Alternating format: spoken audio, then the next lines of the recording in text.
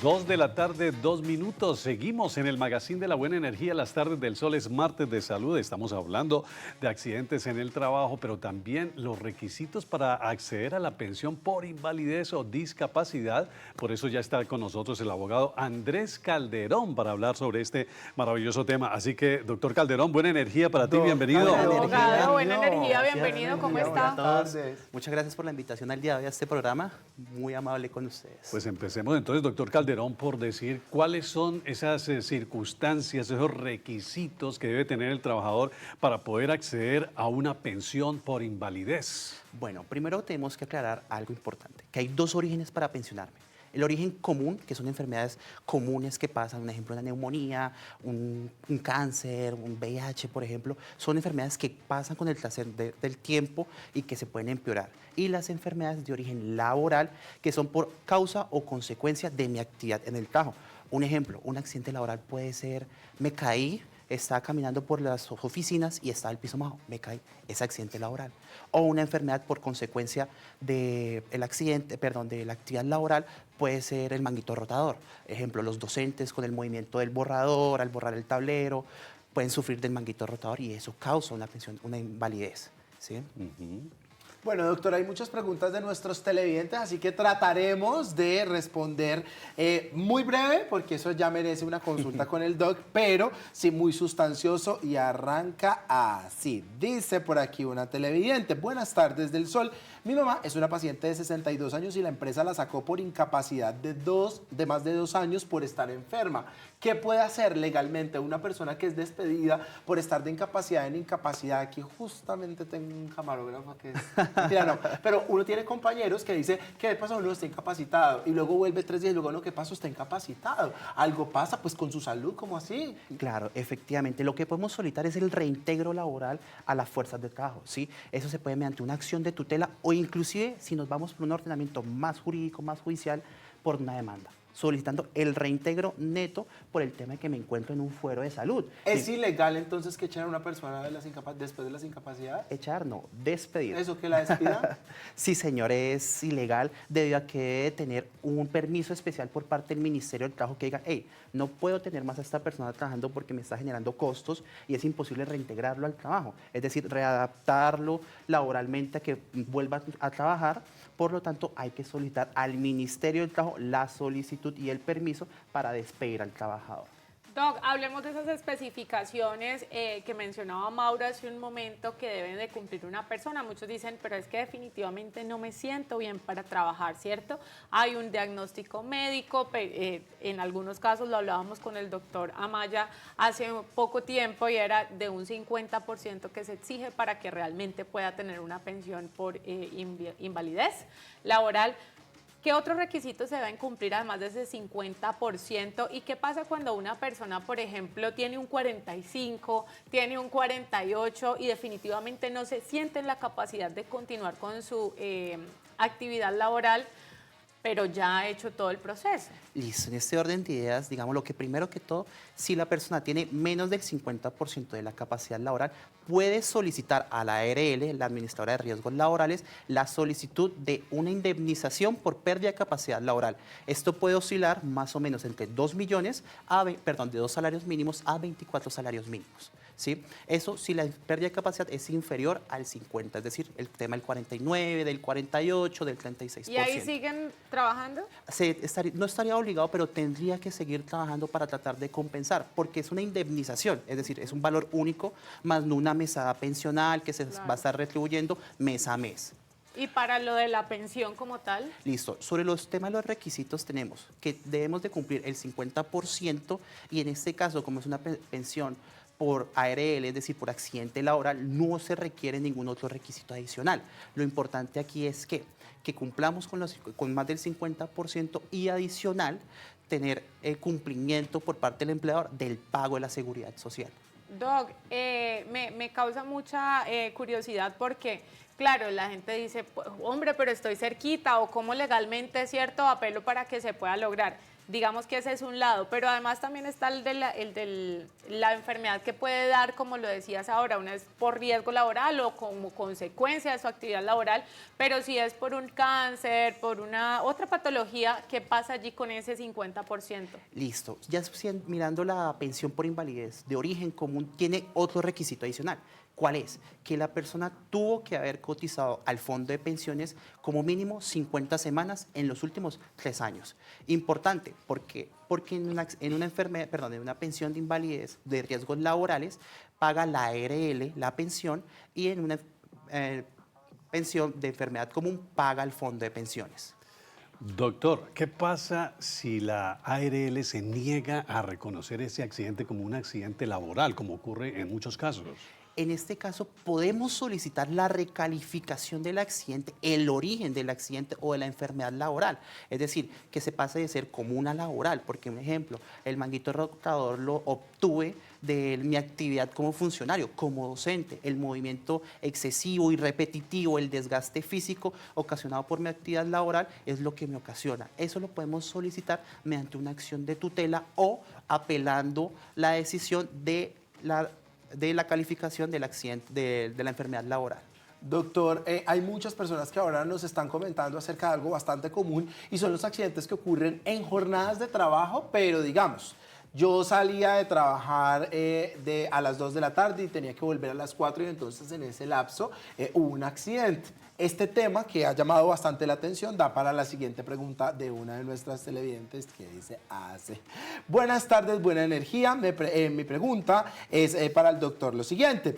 Yo sufrí un accidente en la recta Cali-Palmira cuando había salido de laborar, y llevo más de 2 años incapacitada. Tengo 54 años y todavía me falta una cirugía. Tiene una cantidad de semanas cotizadas en la pensión, exactamente 800. ¿Cómo puede proceder ella para pensionarse directamente? Listo, en este orden de ideas, ella lleva 2 años pensionada, ¿exacto? ¿Qué es lo que pasa? Incapacitada.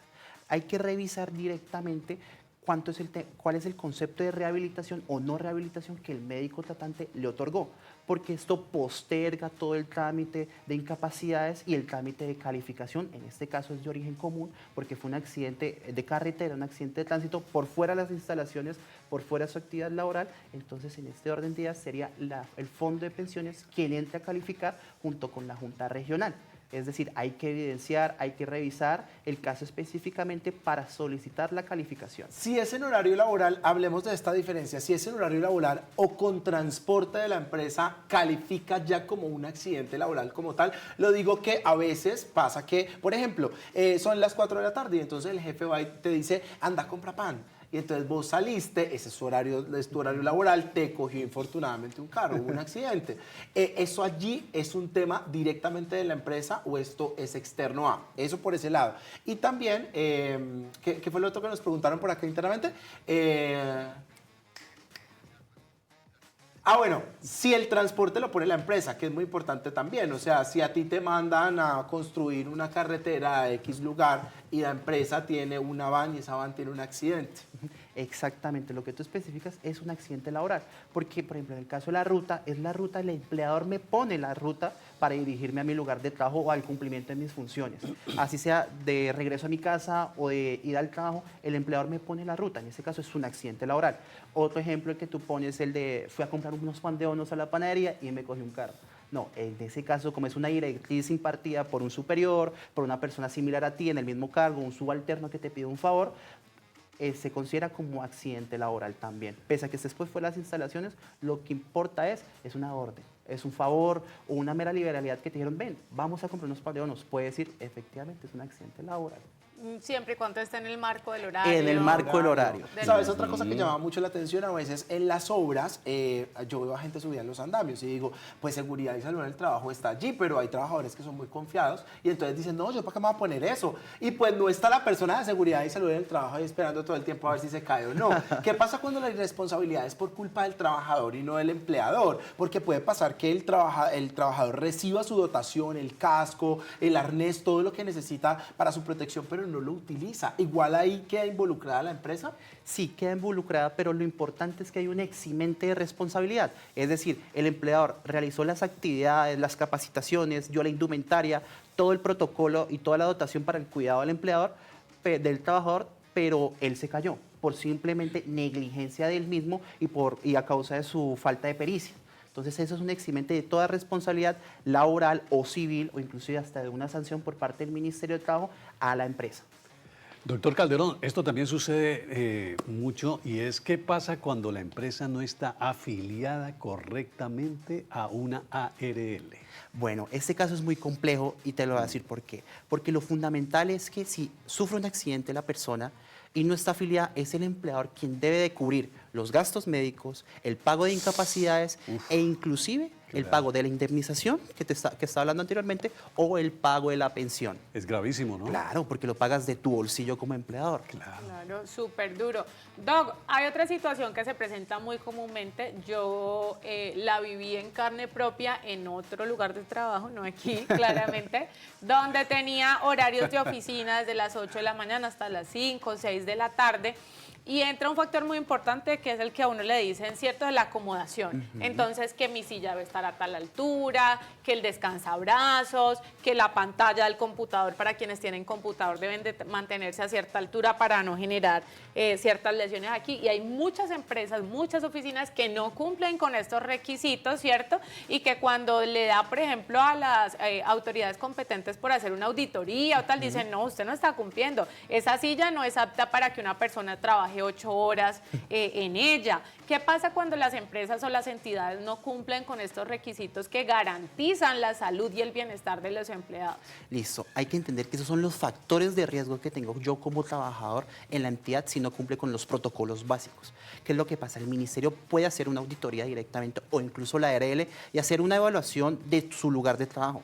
Y dependiendo de los riesgos que se encuentren, por ejemplo, riesgos de posición, de daños morfológicos, de daños en la columna, viendo los riesgos que se pueden presentar, ellos pueden impartir primero un llamado de atención, un requerimiento y decirle, hey, modifica esto y si no cumples, ya te imponen una multa o una sanción. Lo sancionan. Claro, porque eso puede generar a largo tiempo entonces que uno también tenga alguna lesión o genere una incapacidad, no necesariamente pues para una pensión por invalidez, pero que por ejemplo por el tema de estar así en el computador te genere dolores musculares y pues no puedas ir a trabajar del mismo dolor y entonces el implicado es el Pasa empleado. mucho, yo lo entendí porque yo quería ser auxiliar de vuelo y medía 1 centímetro más. O sea, aceptaban hasta 1,80, yo mido 1,81 y dijeron en las pruebas que si me permitían yo tenía que agachar todo el tiempo la cabeza en el avión y eso me iba a generar una incapacidad laboral y que ellos no se querían meter en problemas y por eso estoy aquí sentado. Te hubieras Si cortado el estaría pelo. es que violando el mundo, volando el mundo. Vamos con mensajes de nuestros televidentes por aquí, preguntas de nuestros televidentes por aquí. Dicen buenas tardes. Tengo un problema de manguito rotador originado por una caída en el trabajo. La Junta Calificadora Regional dio dictamen de origen laboral, pero la ARL apeló y dictaminó que mi accidente es de régimen común. ¿Qué puedo hacer? Listo, en este orden de ideas, lo único que podría hacer la persona es demandar esta calificación final emitida por la Junta Nacional. Esta demanda es una demanda administrativa que es un poco más compleja y más rigurosa porque debe ir sustentada con estudios médicos que demuestren de que efectivamente el accidente fue originado de forma laboral ejerciendo sus funciones. Otra pregunta rápidamente, buenas tardes. Trabajé como farmacéutica durante 1 año y medio donde no tenía prestaciones. Me tocaba realizar múltiples funciones, droguería, curaciones, aseo, atención en punto de pago y todo por menos del salario mínimo. Tuve un accidente y quedé lesionada. Trabajaba igual sin ninguna consideración a pesar de estar con un yeso, pues a causa de la dificultad para todo me tocaba inyectar y me pinché con una aguja. Escuche el agravante de esto. Desde allí empecé de enfermedad en enfermedad y así me tocaba seguir. Ellos no me aportaban a la salud y la respuesta fue que así no les servía cuando les exigió y me despidieron. Eso ya hace 5 años y nunca me respondieron con nada. Yo sigo muy mal de salud y no puedo trabajar. Dice ella, ¿tengo derecho a algo o ya caducó por tiempo? Tengo 56 años. Listo, en este orden de ideas hay que entender algo. En derecho Y laboral... así hay mucha gente, perdón, Sí. doctor, que lo interrumpa, que de pronto no le garantizan la salud, no le pagan sus Total. prestaciones, no hay un compromiso como tal y entonces se enferman y pues los despiden, no hay nada más. Ese que es el hacer. problema de la informalidad en Colombia. Hay mucho trabajador que es informal y que le pagan del diario 50.000 pesos al día. ¿Y dónde está mi seguridad social, mi auxilio de transporte, mis prestaciones económicas? En este Claro. caso de la señora, hay que entender algo. La prescripción en derecho laboral prescribe a los 3 años. Es decir, ella trabajó hace 5 años en la entidad, ¿sí? Pongámosle que su última fecha de vinculación en la terminación del contrato fue para 2019. En ese orden de ideas ya pasaron los 3 años para poder pelear algo, apelar algo, decir, venga, me deben esto. Lo único que podríamos entrar a revisar, se puede entrar a revisar, es el tema del pago a fondo de pensiones, que la pensión nunca caduca, nunca prescribe y ellos están obligados a pagarle la pensión de todo el año, de todos los 5 años trabajados, incluyendo la mora de ahorita. Doc, finalmente, ¿cómo proteger los derechos laborales cuando el empleado queda con secuelas físicas o mentales permanentes? Principalmente es mejorar y adaptar el lugar de trabajo para su condición, ¿sí? Y no discriminarlo. Principalmente eso es lo que busca la reforma laboral, que es no discriminar a los trabajadores reincorporados a la fuerza de trabajo. Porque muchas veces pasa de que los empleadores le hacen el feo o las empresas no quieren contratar a trabajadores Claro. reincorporados porque son una carga. Sí. Y no hay que tratarlos de esa forma, hay que tratarlos como personas que están superando una adversidad. Bueno, Claro. abogado, pues Muy bien. qué consulta tan interesante, muy buena, y nos encanta que nuestros televidentes además aclaren muchas de estas dudas. Sabemos que muchos de ellos se estarán preguntando qué hacer en ciertos casos y aquí hemos tenido de la mano del doctor Amaya y del abogado pues respuestas para este tema tan importante en nuestro martes de salud. Abogado, buena Gracias, energía. abogado. Muchas gracias. Muchas gracias. Por la invitación. Buena energía, Doc. Gracias. Buena energía.